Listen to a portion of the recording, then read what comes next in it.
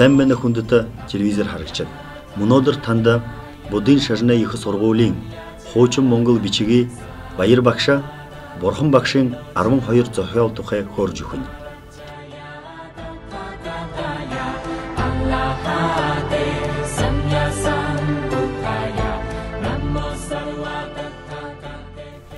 Гурван зохиолны юм бэхэд ихэн умаяха мундлахын зохиол гэж хэлнэ. Зээн бол энэ зураг дээргээд хэлнэ. Мая хатамдаа байна. Модон дэр төсөөлгөө нэгээр Бурхан багшны мундаг сороо явж шатах байгаа, өгд уугаар шатах байгаа. Тэгээд энэ бодоод сраас алхаад явшоо. Явхад нь 7 дахин алхахад нь 7 алхах бүхэнд газараа сэсэг мундлоод юм. Харагдуулаа.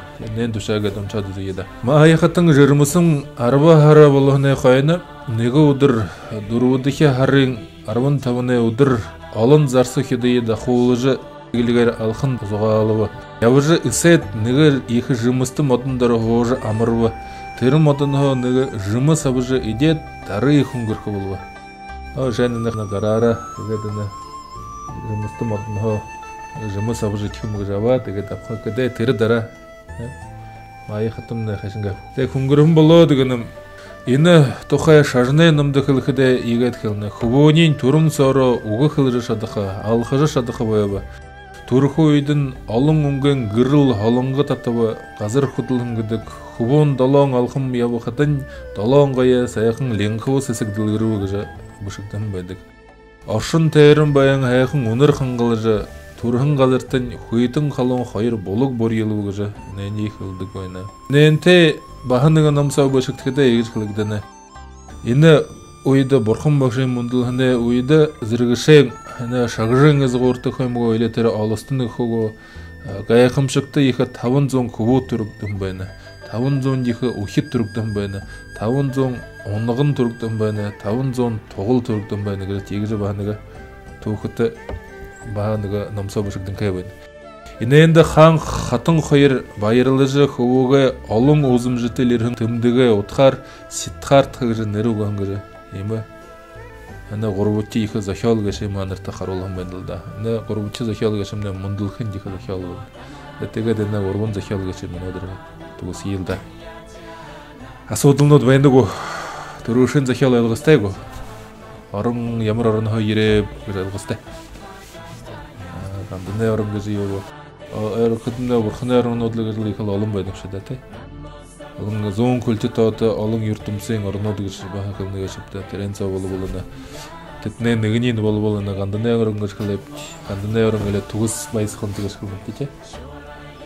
Төгс баясхан тэгэхэд исполненной радости гэдэг ордоор шулаа болдог. Тэгээд энэ орн хоо манай ертөнцөд самбуулнд болбол энэ югууд хин зохиол гэж төрөшин зохиол.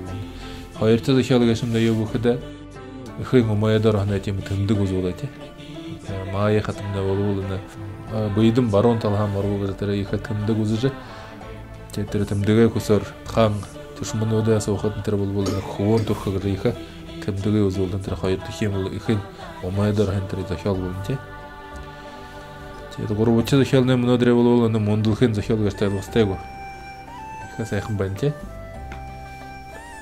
Мая хатамны тэр лумбини сэсгэлэг гэж тэр сад цагаар яваад бэний садтар ашаад тэр сеймдэ сэд яваад тэр модон дээрээс угаад тэр модноо нэг жамс авж чимгээ тэр дараа хөнгөрөх болов тий.